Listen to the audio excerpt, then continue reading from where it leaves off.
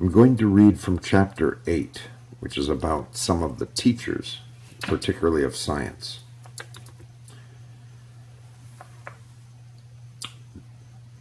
There is a magic often rooted in exuberance. Great teachers infect others with their delight in ideas, and such joy, as we have seen, whether it is sparked by teaching or through play, by music, or during the course of an experiment, intensifies the brain, making it a more teeming and generative place. Intense emotion also makes it more likely that experience will be etched into memory. Joy registers. We recollect moments of great pleasure and discovery, watching a remarkable July night as a spider-legged lunar module dropped onto the moon's surface, or listening for the first time to a Beethoven sonata, falling in love, playing through long evenings of childhood summers. Teachers are among the earliest and most powerful of these means of knowing. To teach is to show, and to show persuasively demands an active and enthusiastic guide. This must always have been so. Emotional disengagement in the ancient world would have been catastrophic if the young were to learn how to hunt, how to plant, and how to track stars. The stakes were high. To motivate their wards would have been a requisite for the first teachers, the parents and shamans, the priests and tribal elders. Passing on knowledge about the behavior of the natural world would have been among society's first priorities. The great scientists, Hippocrates and Aristotle, not only studied ways of man, but also taught what they knew to others. In turn, a few of those whom they taught observed the world on their own, added to the stock that was known, and created new understanding.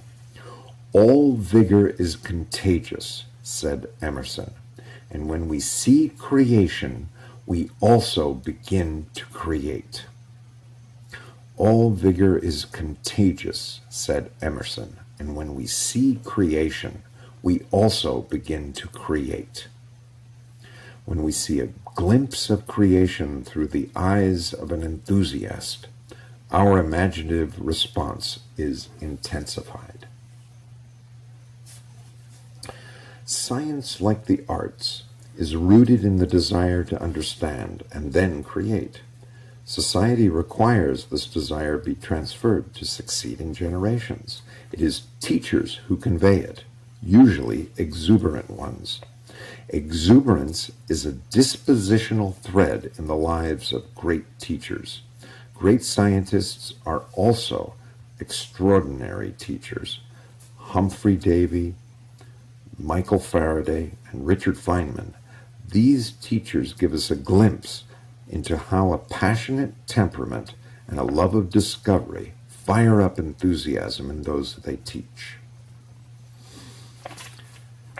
Not all brilliant scientists are spellbinding teachers, of course. Newton was famously not.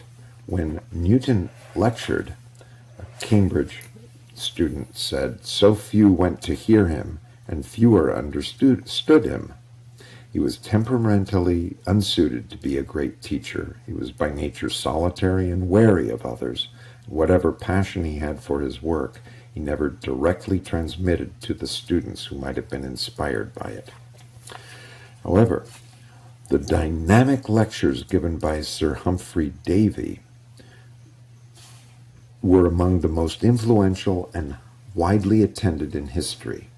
His enthusiastic teaching had a lasting impact on scientists. He was a star. When he lectured, buckles flew, stays popped. He talks rapidly, though with great precision, and is so much interested in conversation that his excitement amounts to nervous impatience and keeps him in constant motion. Davy's restless liveliness, which was a catalyst to his scientific imagination, had its drawbacks. He was often irritable, impatient, and difficult to satisfy. The temperament of Davy was far too mercurial. The fish never seized the fly with sufficient avidity to fulfill his expectations. He said that Davy's disposition was ill-suited to fly fishing. Davy's response to his scientific discoveries was exuberance. When he first isolated potassium and saw the minute globules of potassium burst through the crust of potash and take fire, he could not contain his joy. He actually bounded about the room in ecstatic delight. Such excitability were enough to attract the fascination of Byron. Davy was, in fact, all the things he was said to be: a preacher, teacher, poet, and scientist. A London tanner who attended the talks by Davy gave a sense of the excitement they generated. The sensation created by his first lectures is scarcely to be imagined. Davy infected the audience with his passion for science. He was a natural storyteller. I was seized with the desire to narrate, Davy wrote about his childhood.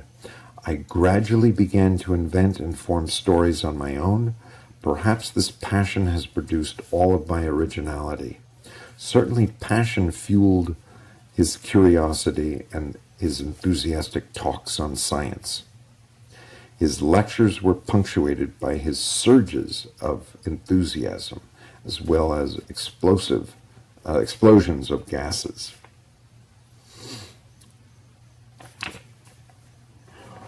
One of those ignited by Davy's exuberant lecturing was Michael Faraday, the son of a blacksmith, who taught himself science by reading books. He attended Davy's lecture series when he was 20 years old and took such lucid notes, nearly 400 pages of them, that when he sent them to Davy and asked for a position as his assistant, Davy took him on. During the decades to follow, Faraday did the work that established him as a great scientist in history. Einstein said that there were 4 scientists who towered above all: Galileo, Newton, Faraday, and Maxwell.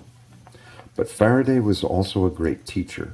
He believed passionately that the ways and findings of science should be communicated to the public.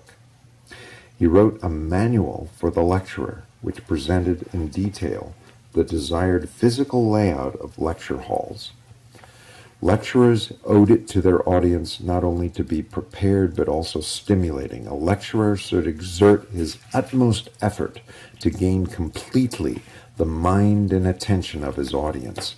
A flame should be lighted at the commencement and kept alive with unrelenting splendor to the end.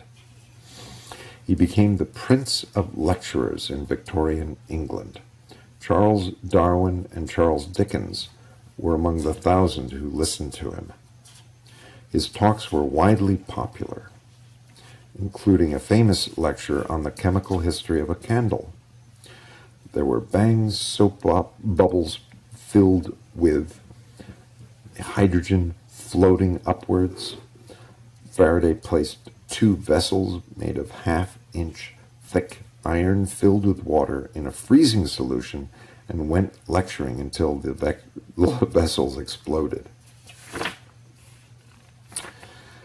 A century after Faraday's last Christmas lecture, Richard Feynman gave 3 lectures at the University of Washington in Seattle.